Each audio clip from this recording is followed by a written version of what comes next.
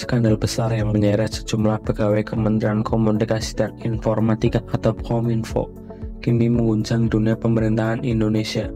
Kasus ini tidak hanya soal pelanggaran regulasi, tapi juga menyangkut kepercayaan publik serta situasi terhadap institusi negara. Bagaimana mungkin kementerian yang justru ditugaskan untuk mengawasi dan melindungi masyarakat dari akses situs ilegal justru malah terlibat melindungi situs judi online tersebut. Baru-baru ini publik dikejutkan dengan laporan terbaru yang mengungkapkan keterlibatan 11 pegawai Kominfo dalam jaringan situs judi online.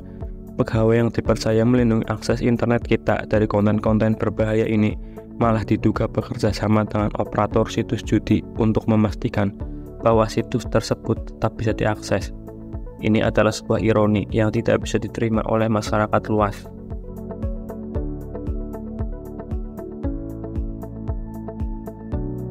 Kasus ini pun langsung mendapatkan perhatian serius dari pihak yang berwenang.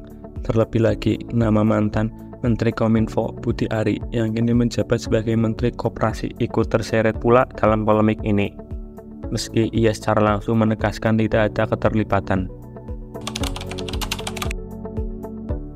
Direktur Reskrimum Polda Metro Jaya Kombes Wira Satya Triputra mengungkapkan awal mula mafia judol ini terbongkar saat polisi tengah melakukan penyelidikan terhadap situs judi online Sultan Menang.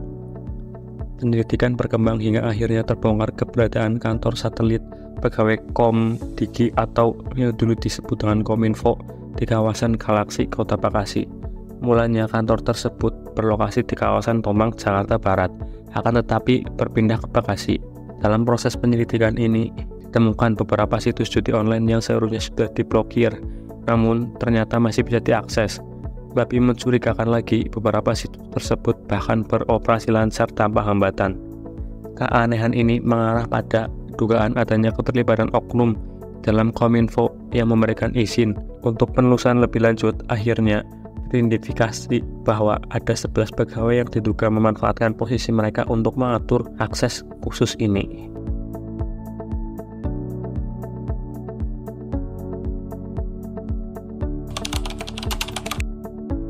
Modus yang digunakan oleh para pegawai ini tergolong rumit dan cerdik. Menurut laporan Pusat Pelaporan dan Analisis Transaksi Keuangan atau PPATK, para pelaku menciptakan serangkaian rekening rekayasa yang tidak menunjukkan identitas asli mereka. Rekening-rekening ini sengaja dibuat untuk menerima dana dari jaringan judi online tanpa mencantumkan nama sebenarnya. Selanjutnya, dana yang masuk ke rekening rekayasa ini diduga berasal dari komisi atau upah sebagai mafia akses. Dengan kata lain, para pelaku ini menerima pembayaran operator situs judi online untuk menjaga agar situs mereka tidak terblokir oleh Kominfo.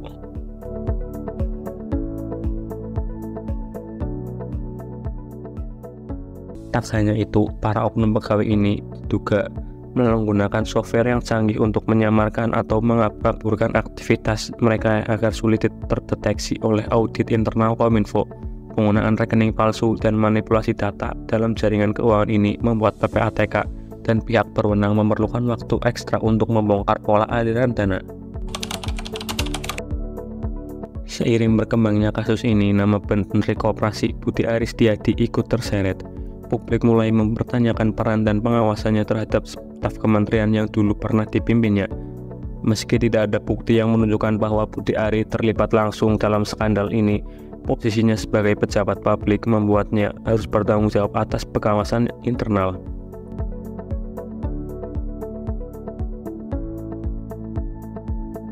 Dalam sebuah pernyataan, Budi Ari membantah terlibat dalam kasus ini dan menyerahkan sepenuhnya proses hukum kepada pihak yang berwenang. Ia mengaku terkejut dan kecewa atas perilaku oknum pegawai yang dinilai mencoreng nama baik kementerian dan mengkhianati kepercayaan masyarakat. Kemunculan kasus ini juga mendapat reaksi keras dari kalangan anggota DPR. Beberapa anggota DPR bahkan mendesak agar Budi Ari memberikan klarifikasi lengkap terkait langkah pengawasan yang telah diterapkan Kominfo untuk mencegah praktik serupa.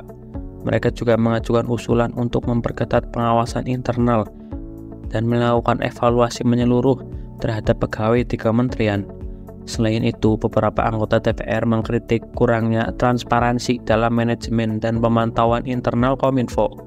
Mereka menekankan pentingnya keterbukaan informasi, mengingat kasus ini melibatkan pelanggaran yang berdampak pada keamanan digital dan kredibilitas pemerintahan di masyarakat.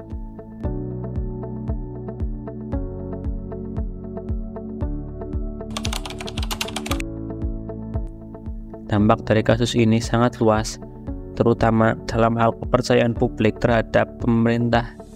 Kasus ini menyoroti kelemahan dalam pengawasan dan transparansi di tubuh Kominfo, lembaga yang justru ditugaskan untuk menjaga akses internet Indonesia dari hal-hal negatif seperti perjudian online.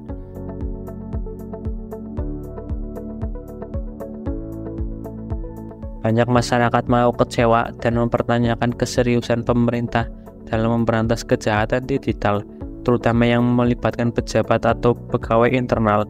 Jika lembaga negara yang seharusnya menjadi pelindung dari konten ilegal saja bisa disusupi, lalu siapa yang bisa dipercaya untuk menjaga keamanan akses digital ini?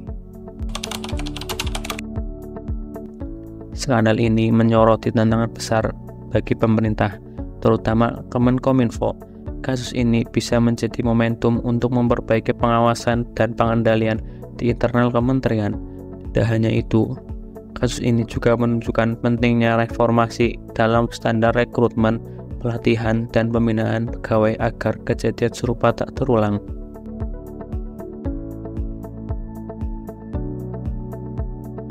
Kementerian harus belajar dari kejadian ini, bahwa integritas adalah fondasi utama untuk menjalankan tugas publik. Setiap pegawai, baik di posisi rendah ataupun tinggi, harus memiliki integritas yang kuat. Pemerintah perlu memastikan tidak ada celah yang bisa dimanfaatkan oleh oknum-oknum yang ingin mengambil keuntungan dari jabatan. Kita perlu mengingatkan kembali bahwa kepercayaan masyarakat kepada pemerintah adalah aset yang sangat berharga. Dengan adanya skandal ini, pemerintah harus bekerja keras untuk memulihkan kepercayaan publik. Transparansi dan akuntabilitas yang harus selalu menjadi prioritas utama.